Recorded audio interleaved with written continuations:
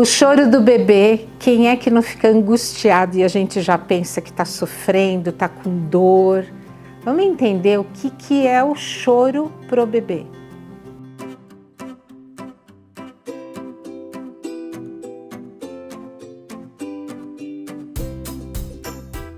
O que é o choro pro bebê?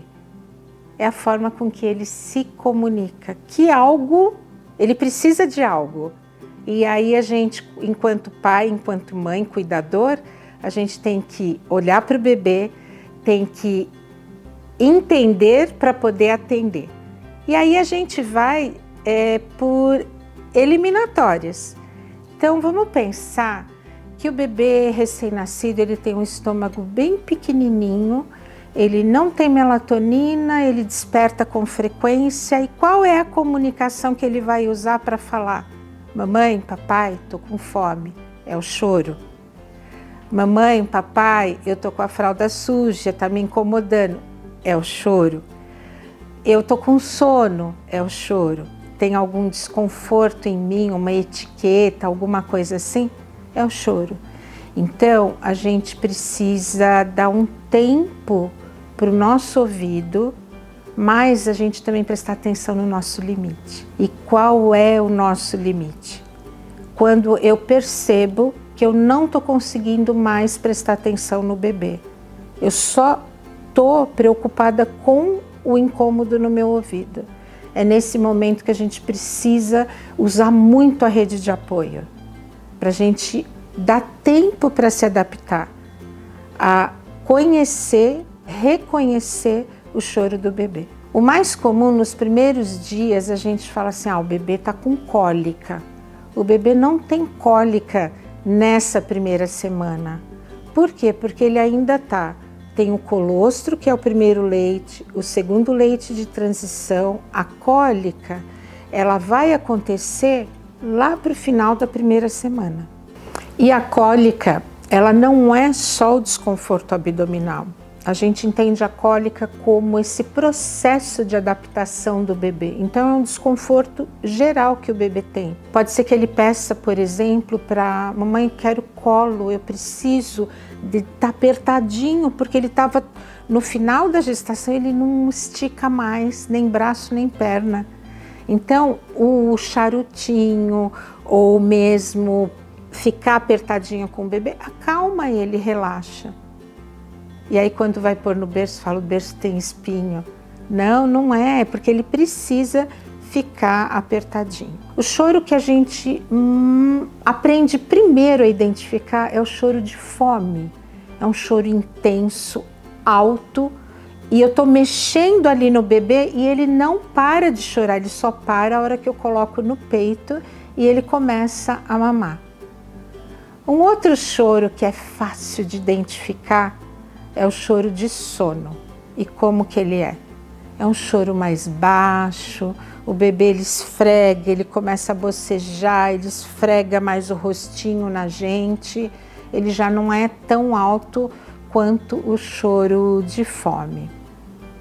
Tem o choro de desconforto, que é mais um resmungar e ele se mexe. Então, quando ele está se mexendo, eu já penso, será que tem alguma coisa? Olha o instinto de mãe e o de pai. Será que tem alguma coisa incomodando o bebê? E eu vou olhar.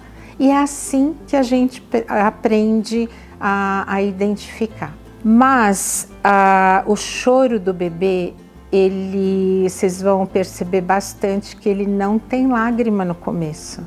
O bebê ele só produz lágrima perto da 3ª semana de vida. Isso é uma curiosidade para vocês. E o choro, ele pode se intensificar quando o ambiente também está muito agitado.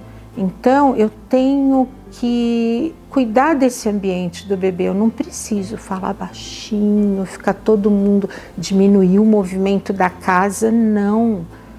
Continua normal. Eu só não posso ter gente gritando, correndo, né? Porque o bebê ele precisa desse ambiente mais tranquilo para fazer essa transição.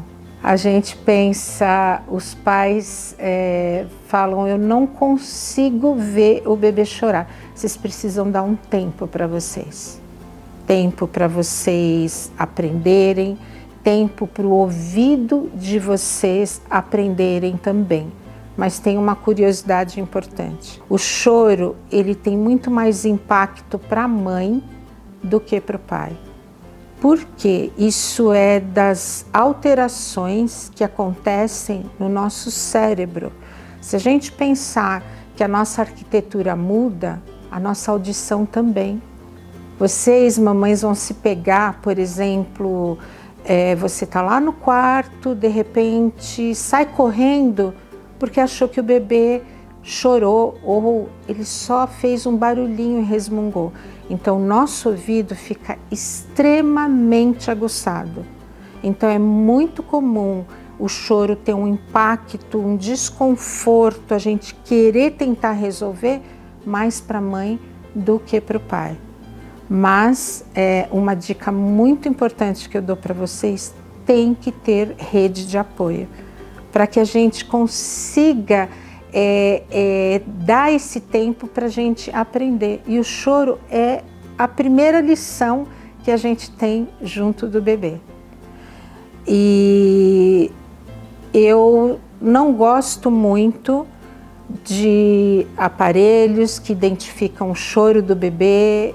Eu acho que isso tira o nosso olhar do bebê, tira a nossa compreensão do bebê. Principalmente para os pais de primeira viagem. Depois vocês vão ver que o choro não incomoda mais, a gente vai se preocupar com outras questões. Então, entender que choro do bebê é comunicação, que ele precisa de algo. E aí vocês só precisam entender e atender esse bebê.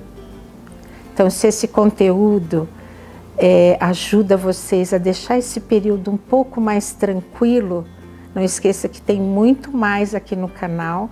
Se inscreva, acompanhe a gente, porque esses conteúdos é para deixar a maternidade e a paternidade de vocês mais tranquila.